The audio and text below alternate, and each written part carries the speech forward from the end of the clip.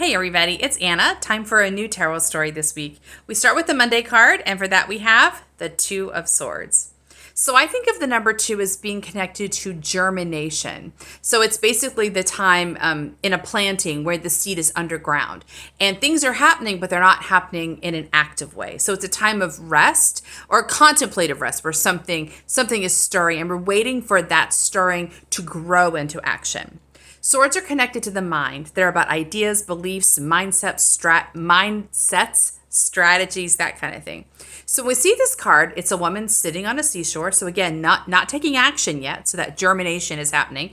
She's holding two crossed swords and she's wearing a blindfold. So the crossed swords often suggest to me that we are in the middle of making a decision. What's the path we're going to take?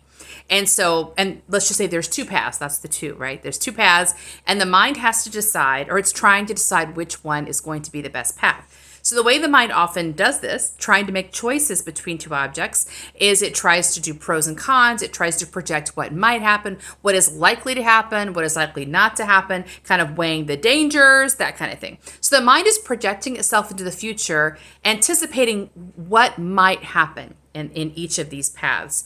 The problem is, of course, every path has its own drawbacks, its own challenge points. So the mind might not know how to weigh the differences, and because the mind really doesn't know what's going to happen down that path. Life is not predictable for most of us. Some of us may have predictable lives, but a lot of the people who I work with have pretty unpredictable lives, like me. Which means that you're gonna get thrown surprises. Things are gonna jump up on you, and the mind knows that. On some level, it knows even if it works really hard. It's not going to be able to predict or plan for every problem.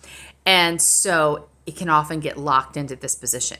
The blindfold to me is about not really being able to see everything. So the mind wants to do its due diligence. It wants to make a good choice, but it's not equipped to predict what's going to happen in the future. So this is why this is a germination point for the mind. We're trying to give the mind support, the rootedness that's going to help it sustain its work in the rest of the journey.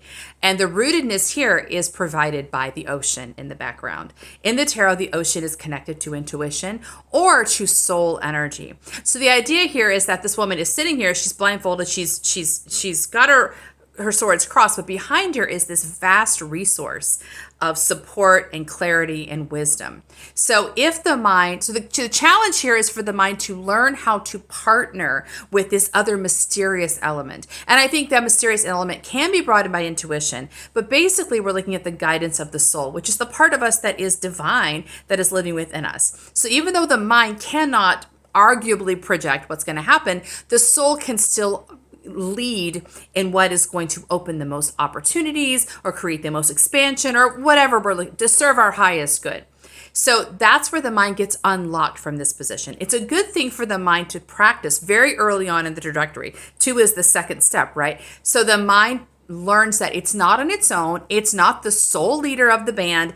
It is going to be offered support and guidance by the soul, and it's better off for it. So the mind can unlearn the idea that logic and linearity and rationale is the best way forward. There are times when we do need that energy. We need the mind to be engaged, but the mind, that energy on its own can't really guide in a way that's completely soul-led or clear. So it's good for the mind to find its place in partnership with the intuition, with the soul, as it moves forward. That's a good 2-step for us to have today. So consider where your mind might be getting locked up between two obstacles, two positions, two possibilities, and see if your mind is sort of chasing its own tail, trying to solve this problem.